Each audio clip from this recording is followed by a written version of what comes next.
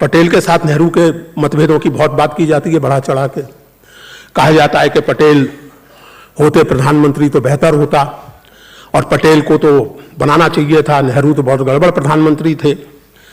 कई बार क्या होता है दोस्तों कि कुछ ज्ञानी जो होते हैं वो दूसरों के बारे में उस दूसरे से भी ज्यादा जानते हैं। यानी आजकल ऐसे लोग हैं जो पटेल का मन पटेल से बेहतर जानते हैं।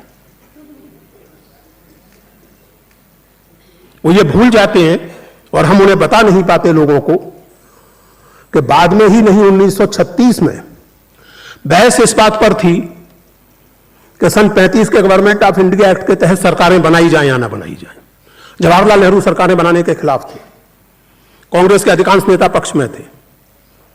सारी बहस हुई, बहुमत से फैसला हुआ कि बननी चाहिए सरकारें, कांग्रेस को चुनाव में हिस्सा लेना चाहिए जो लिमिटेड फ्रेंचाइज पर आधारित था। और फिर जवाहरलाल नेहरू प्रचार करने वालों में अव्वल नंबर पे थे। वो सबसे उत्साही प्रचारक थे और सबसे पॉपुलर प्रचारक तो थे ही। और उस प्रसंग में पटेल ने लिखा,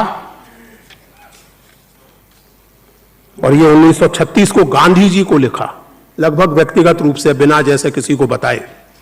जून 1936 में पटेल ने गांधी जी को लिखा कि जवाहर की प्रशंसा के लिए मेरे पास पर्याप्त शब्द नहीं। He has burnt his candle on both the ends. अंग्रेजी मुहावरे में अर्थ ये कि इस आदमी ने पार्टी के लिए मेहनत करने में अपनी सेहत की, अपने परिवार की, अपने व्यक्तिगत सुख दुख की कोई परवाह नहीं की है। दिन रात एक करके पार्टी के लिए काम किया है। दिस वाज सरदार पटेल और जवाहरलाल नेहरू इन 1936। उसके बाद सन 49 में सरदार पटेल ने जवाहरलाल नेहरू के लिए कहा, he is the leader of our legions. Legions Roman सेना की सर्वश्रेष्ठ टुकड़ियों को कहा जाता था। भाई साहब, सरदार पटेल, कुछ लोगों को ऐसा लगता है कि जैसे नेहरू बहुत अंग्रेज ना थे और सरदार पटेल गुजरात के किसी देहात के स्कूल में पढ़े थे। ऐसा नहीं है। सरदार पटेल भी बहुत अच्छी अंग्रेजी जानते थे, इंग्लैंड पढ़ के आए थे, पॉलिटिक्स ज्वाइन करने के पहले बेहद सफल वकील थे और रोज शाम को क्लब जाते थे, ब्रिज खेलते थे। गांधी जी के चक्कर में उनकी वो सब साहबी आदतें छूट गई, जैसे बहुत सारे लोगों की छूट गई। तो सरदार पटेल अंग्रेजी बहुत अच्छी जानते थे। बोलने में दिक्कत होती थी उन्हें, लेकिन लिखते बहुत अच्छी थे। तो उन्होंने लिखा कि लीडर ऑफ अवर लीजियंस। और फिर सबसे महत्वपूर्ण ये, गांधी जी के निधन के बाद जब पूर्वी बंगाल में हिंदुओं पर और प्रतिक्रिया में पश्चिमी बंगाल में मुसलमानों पर अत्याचार हो रहे थे, सांप्रदायिकता अपना भयानक रूप फिर से अख्तियार कर रही थी, तो जवाहरलाल को लगा कि मुझे भी गांधी जी की तरह दिल्ली छोड़कर के वहीं चले जाना चाहिए और लोगों के बीच में काम करना चाहिए।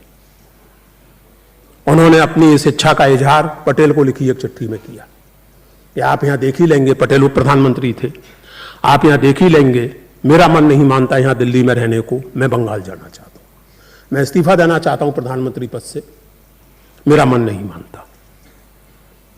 सरदार पटेल ने वापस लिखा कि ऐसा कुछ नहीं है, आपके इस्तीफा देने का कोई सवाल ही नहीं है, आपकी जगह कोई और नहीं ले सकता, आपको जो कुछ करना है वो प्रधानमंत्री पद पर रहते हुए ही करना होगा। और जब नेहरू लियाकत पैक्ट हुआ, उसके बाद सरदार पटेल ने